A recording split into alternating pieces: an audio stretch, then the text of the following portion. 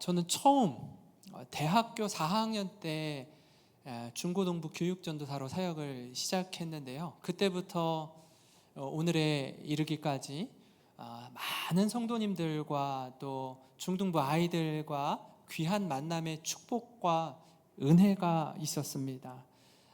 그러면서 깨닫는 것 중 하나는 뭐냐면 한 분 한 분의 성도님들이 얼마나 소중한지, 또 저마다 살아온 인생 가운데 하나님이 이분의 여정을 어떻게 인도하셨나 이렇게 듣다 보면요, 제 눈에 눈물이 맺힐 때가 있습니다. 그러니까 눈물 없이는 들을 수 없는 삶의 여정들을 이렇게 들으면서 하나님이 여기까지 우리 성도님을 이렇게 인도해 주셨구나 이렇게 생각하게 됩니다. 왜냐하면 어느 누구도요, 세상 어떤 사람도 예외 없이 시온의 대로가 활짝 열린 인생, 꽃길만 걸어온 사람은 단 한 사람도 없더라고요.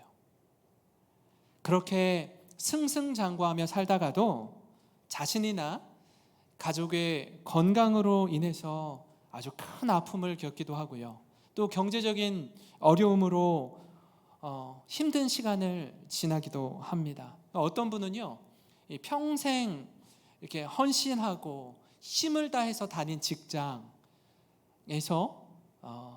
권고사직 통보를 받기도 합니다.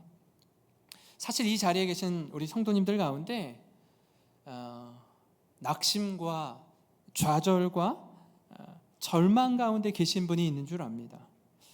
내 삶이 왜 이런 어려움에 처하게 되었는지, 이게 내 인생을 이해하고 해석만 할 수 있어도 어떻게든 좀 버텨보겠는데 몇 날 며칠을 밤을 새고 기도하고 고뇌해도 이게 내 인생이 해석되지 않는 거예요.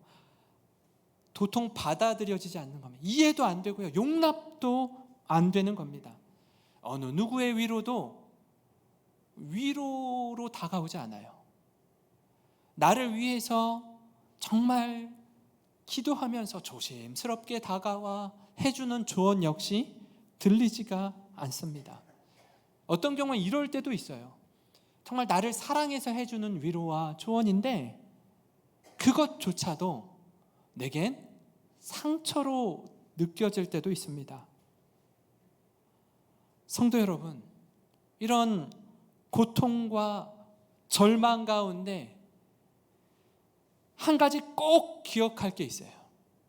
그게 뭐냐면 이 고민, 이 싸움, 이 고독은요, 주님 안에서 해야 된다라는 사실입니다. 욥과 같이 그 고뇌와 갈등이 우리 인생 가운데 충분히 있을 수 있습니다. 그러나 주님 안에서 고민하셔야 돼요. 주님 안에서 씨름하셔야 합니다. 그런 여정 가운데 어떤 분은요, 평생 어려움과 고난의 터널을 지날 줄 알았는데, 그렇게 예상했는데 앞이 캄캄하고 막막한 인생길을 살다가 하나님이 놀랍게 꽉 막혔던 길을 열어주실 때가 있습니다. 새로운 길로 인도해 주실 때가 있어요. 이곳이 한 치 앞도 내다보이지 않는 꽉 막힌 동굴인 줄 알았는데 저 멀리 보이는 한 줄기 빛을 보면서 걸어갔더니 이게 동굴이 아니라 터널이었구나 하고 깨닫는 겁니다. 당시엔 도무지 이해할 수도 없었고 사방으로 우겨쌈을 당하면서 세상에 어느 누구도 내 편이 없는 것 같았는데 그 폭풍 후 한가운데 서 있을 때에 하나님이 나와 함께 계셨음을 깨닫게 해주시는 겁니다. 그때에 여러분 말할 수 없는 위로와 감격이 있습니다. 어떤 사람이 줄 수 없는, 환경이 줄 수 없는 특별한 은혜를 경험하게 되는 것입니다. 여러분, 우리는요, 오직 하나님의 은혜 가운데 회복과 은혜를 누리게 되는 줄 믿습니다. 이 험하고 답답한 세상 속에서 여러분, 내일부터 시작되는 이 특세를 통해 다시금 복음 앞에 서는 저와 여러분이 되기를 간절히 소망합니다. 오늘 말씀은요, 다윗이 기록한 시입니다.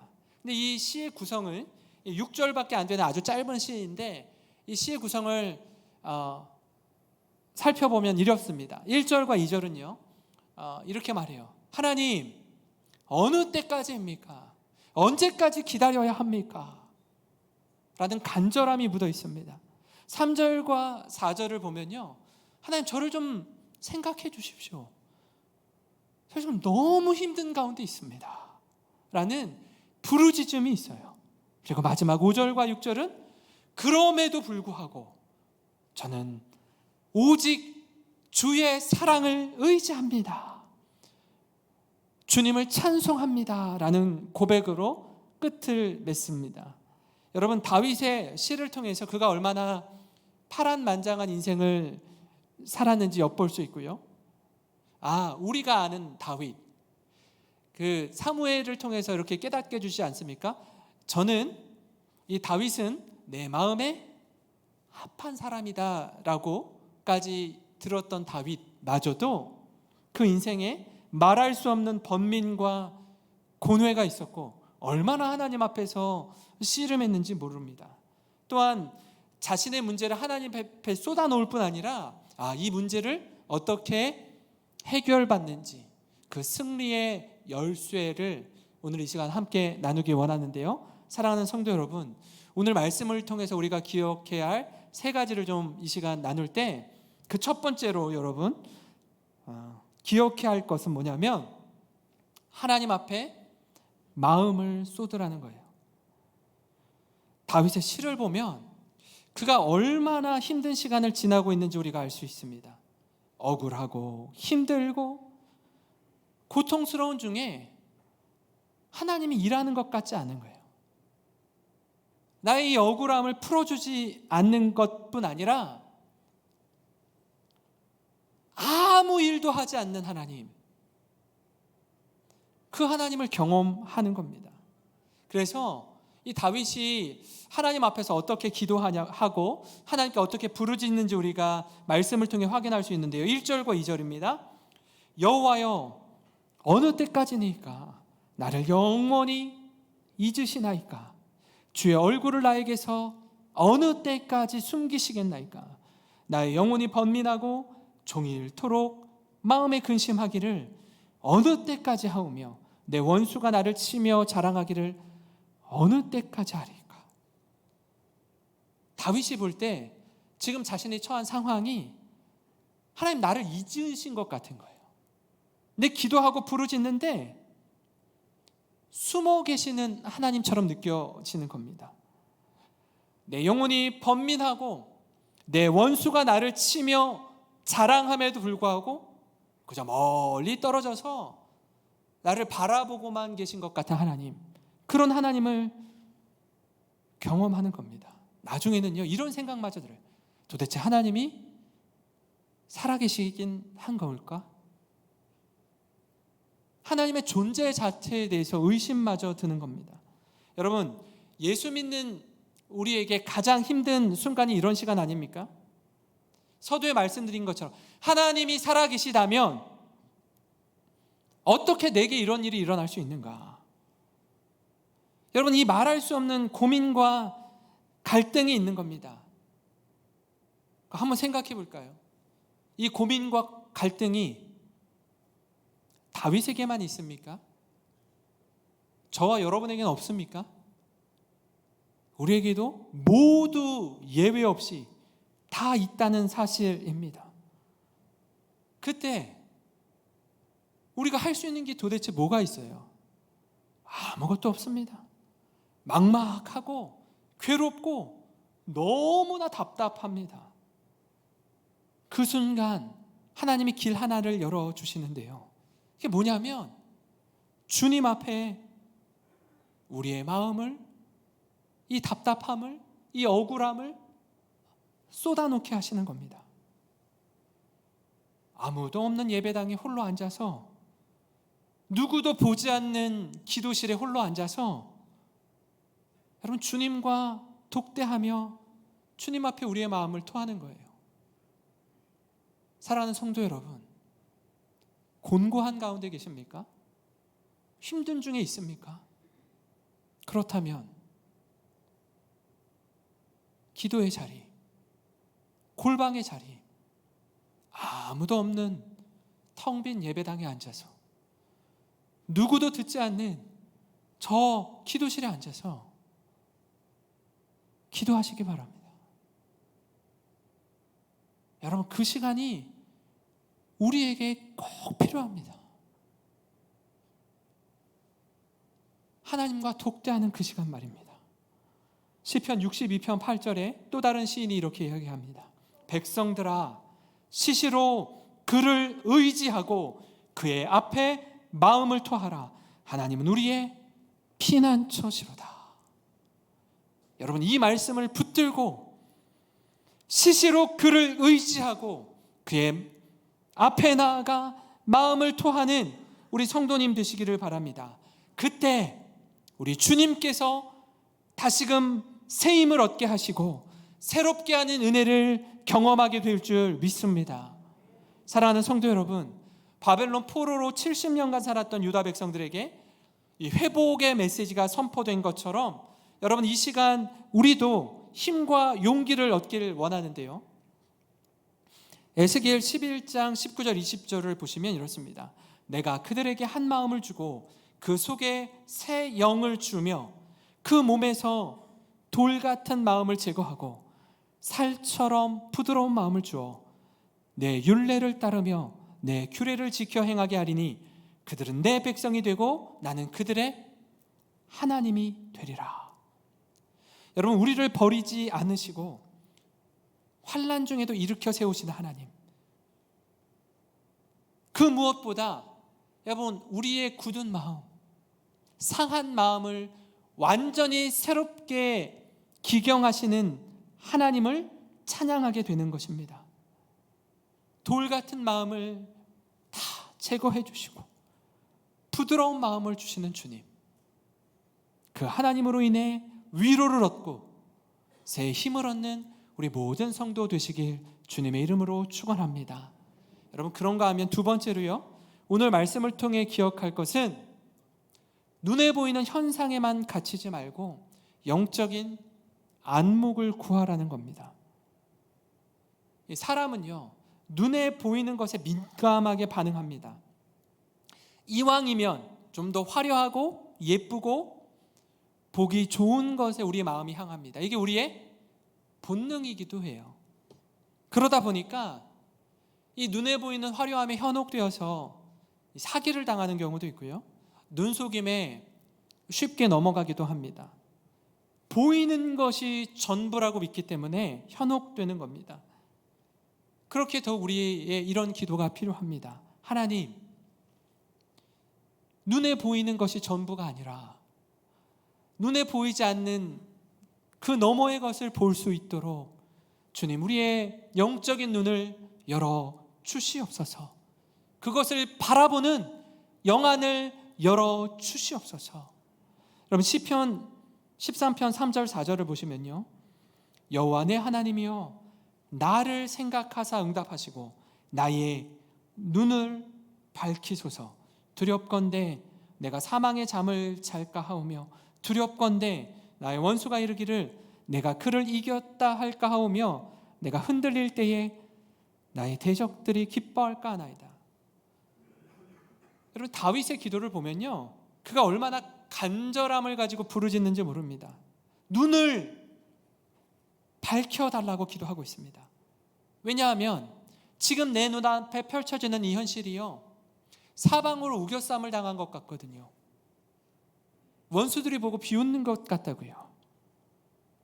그런 걸 보면 마음이 물처럼 녹는 겁니다. 사람들이 뒤에서 수군거리는 것 같이 느껴져요. 여러분, 우리가 경제적으로나 영적으로나 육신의 건강이 확보되어지고 이렇게 마음에 넉넉하게 여유가 있을 때에는요, 사람들이 우리에게 권면하는 조언들, 충고들, 이런저런 이야기들을 들을 때요, 허허하고 웃어 넘길 수 있습니다. 그리고 그 진심들을 잘 받아서 소화하고 나의 연약한 부분들을 강건하게, 또 나의 부족함들을 힘있게 적용할 수 있는 힘이 있어요. 근데 진짜 어렵잖아요. 근데 그럴 마음의 여유가 없잖아요. 그러면 저 뒤에서 누가 수군거려요. 내 이야기 하는 거 아니에요. 그럼에도 불구하고 저 사람들이 지금 내 이야기 하나?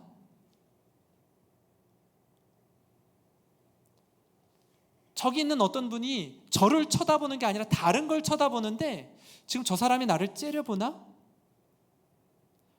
이 심각한 자괴감, 열등감에 빠지는 거예요. 별것도 아닌 일에 분노하고 잠을 못 이루는 겁니다. 그렇게 신경 쓰일 수가 없어요. 그래서 우리가 다시 한번 주님의 은혜를 구합니다. 하나님, 보이는 것에만 매이지 않게 하여 주시옵소서. 흑암의 권세에 빠지지 않게 하옵소서. 대적들의 비웃음과 조롱에 흔들리지 않게 하여 주시옵소서. 여러분, 다윗의 이 고백이 우리의 고백이 되기를 소망합니다. 또 다른 시편 기자 역시 이 험한 세상을 살아갈 때에 우리의 시선을 어디에 두어야 하는지, 어디에 고정시켜야 하는지 이렇게 고백하는데요. 시편 123편 1절과 2절입니다. 하늘에 계시는 주여, 내가 눈을 들어 주께 향하나이다. 상전의 손을 바라보는 종들의 눈같이, 여주인의 손을 바라보는 여종의 눈같이 우리의 눈이 여호와 우리 하나님을 바라보며 우리에게 은혜 베풀어 주시기를 기다리나이다. 하늘에 계시는 주여, 내가 눈을 들어서 하나님을 바라보기 원합니다. 세상에 이런저런 것들에 내 마음이 빼앗겨서 거기에 시선을 고정하는 게 아니라 여호와 우리 하나님을 바라보기를 원합니다. 이렇게 고백하는 겁니다. 왜 그렇습니까? 우리는요, 대단해 보일지 몰라도, 여러분, 유력하고 힘 있는 사람 여기 계십니까? 내가 다른 사람보다 좀 낫다고 우월하다고 생각하시는 분 계세요? 잠깐은 그럴지 몰라도요, 우리가 주님의 은혜 없이는 단 한순간도 살아갈 수 없는 연약한 인생들입니다. 그걸 인정하는 자의 믿음의 고백이 바로 이 시편 기자의 고백 아닙니까? 사랑하는 성도 여러분, 이 시선으로 주님만 바라보기를 소망합니다. 우리가 자꾸 넘어지고 자빠지고 실패하는 이유가 무엇이죠? 자꾸 눈에 보이는 화려한 것 때문에 거기에 마음이 빼앗겨서 곁눈질 하다 보니까 마음이 하루에도 12번씩 요동치는 거 아닙니까? 시선을 주님께 두지 않으니 자꾸 다른 것에 마음이 빼앗기는 겁니다. 여러분, 우리 교회 8월달 달력을 좀 유심히 보신 분 계셔요? 8월 달력을 보면요, 이 넘실거리는 파도 사이로 저기 주님이 걸어오십니다. 그리고 영어로 뭐라고 써있냐면 Focus on Jesus라고 써 있습니다. 예수님께 시선을 고정하라, 주님께 시선을 두라는 의미예요. 이 달력 밑에 조그마한 글씨로 김준식 씨가 쓴 글을 제가 한번 읽어드리겠습니다. 이 폭풍과 넘실거리는 바다에 시선을 두지 말고 곧 파손될 것 같은 뱃머리에 시선을 두지 말고 나를 향해 걸어오시는 예수를 바라보라. 믿습니까? 여러분, 이 그림이 그 넘실거리는 파도 위로 예수님 모실 때에 주여 나로 물 위를 걷게 하소서. 베드로가 예수님께 시선을 두고 걸어오지 않습니까? 그러다가 언제 빠지죠? 예수님 아닌 넘실거리는 파도를 바라볼 때 빠지는 거 아닙니까? 여러분, 우리도 그렇지 않습니까? 시선을 예수님에게서 넘실거리는 파도에 빼앗겼기 때문에 넘어지고 차빠지고 빠지는 겁니다. 여러분, 우리 함께 읽어보기를 원하는데요, 히브리서 12장 2절 말씀입니다. 같이 읽겠습니다. 시작. 믿음의 주요 또 온전하게 하시는 이인 예수를 바라보자. 다시 한번요. 믿음의 주요 또 온전하게 하시는 이인 예수를 바라보자. 아멘. 이처럼 믿음의 주요 온전케 하시는 이 예수를 바라보는 우리 모든 성도 되시기를 주님의 이름으로 축원합니다. 오늘 말씀을 통해 기억할 것 마지막 세 번째는 뭐냐면요, 어떤 경우라도 주님의 사랑을 의지하라는 겁니다. 여러분, 평소에는요, 우리가 주님을 얼마나 사랑하는지, 하나님을 향한 믿음이 얼마나 견고한지 검증하기 어렵습니다. 여러분, 그럼 어느 때에 주님을 향한 믿음과 사랑을 확인할 수 있을까요? 평상시가 아니라 비상시에 알 수 있습니다. 코로나 2년, 지금 3년 가까이 지나면서 우리 모든 성도들, 우리 자신의 신앙의 민낯을 발견하지 않았습니까? 여러분, 정말 주님 사랑하십니까? 그 사랑의 마음이 이 비상시에 작동하고 있습니까? 뜻밖의 어려움을 겪고 위기에 닥칠 때에 내 신앙이 지금 어디에 기초를 두고 있는지 확연히 아주 여실히 드러납니다. 다른 말로 표현하면, 여러분, 이 비상시에 우리 믿음을 점검하고 확인할 수 있는 또 다른 기회가 되기도 합니다. 오늘 다윗은 이처럼 공고하고 힘든 상황 속에 주님의 은혜를 구하며 이렇게 고백합니다. 5절과 6절 말씀입니다. 나는 오직 주의 사랑을 의지하여 싸우니 나의 마음은 주의 구원을 기뻐하리이다. 내가 여호와를 찬송하리니 이는 주께서 내게 은덕을 베푸심이로다. 오늘 말씀의 제목처럼, 하나님, 나는 주의 사랑을 의지합니다, 주님을 찬송합니다, 이렇게 고백하는 것입니다. 다윗이 이처럼 절망 중에도 노래할 수 있는 이유가 무엇입니까? 하나님에 대한 분명한 신뢰가 있기 때문입니다. 지금 당장은 하나님이 응답하지 않는 것 같고, 주님 일하시지 않는 것 같고, 나는 하나님 지금이에요, 지금 이때 주님 일하셔야 된다고요, 하나님의 살아계심을 온 세상에 증명해 주십시오 라고 생각하는데, 하나님 가만히 계시는 것 같아도 여전히 하나님을 신뢰하는 겁니다. 주님을 사랑하며 따고 고백하고 의지하는 이유는요, 지금 당장은 아니더라도 반드시 주님께서 우리를 구원하실 걸 믿기 때문에 그렇습니다. 시편 5편 7절에 오직 나는 주의 풍성한 사랑을 힘입어 주의 집에 들어가 주를 경외함으로 성전을 향하여 예배하리다, 이렇게 말씀합니다. 마찬가지로 주님의 풍성한 사랑을 받은 자의 노래가 무엇입니까? 주님을 경외하며 하나님을 뜨겁게 예배하겠다라는 겁니다. 우리가 가장 먼저 구해야 할 것은요, 주님의 사랑이 사랑. 그 사랑의 깊이와 넓이가 어떠한지 깨달은 사람은 어떤 고난과 시련이 다가와도 하나님의 풍성한 사랑을 힘입어 견딜 힘이 생기는 겁니다. 그 힘은요, 내 안에서 나오는 힘이 아닙니다. 세상에서 얻을 수 있는 힘이 아닙니다. 내 안에 없는 힘이 위로부터 주어지는 것입니다. 하나님이 주시는 힘인 줄 믿습니다. 하나님이 견디게 해주시는 힘입니다. 사랑하는 성도 여러분, 이 은혜를 구하며 엎드리는 시간을 갖기 원합니다. 주님 앞에 주님과 독대하는 시간을 갖기 원해요. 이 학기를 시작하면서 내일부터 특별 새벽 부흥회 가운데 여러분, 이 은혜를 구했으면 좋겠습니다. 예수 믿은 지 20년, 30년, 아니 평생 주님 믿고 따른다고 하면서도 복음에 대해서 수도 없이 들었음에도 불구하고 복음과 거리가 먼 삶을 살고 계시다면 다시 복음 앞에 서는 은혜의 시간이 되기를 소망합니다. 여러분, 우리가 예수 믿는 우리가 얼마나 말 잘합니까? 입만 살아서 정답은 너무나 잘 얘기하는데 그 정답과는 전혀 거리가 먼 삶을 살고 있는 우리에게 하나님 이렇게 말씀하십니다. 얘야, 이리로 나와라. 십자가 앞으로 다시 복음 앞에 서라. 우리에게 말씀하십니다.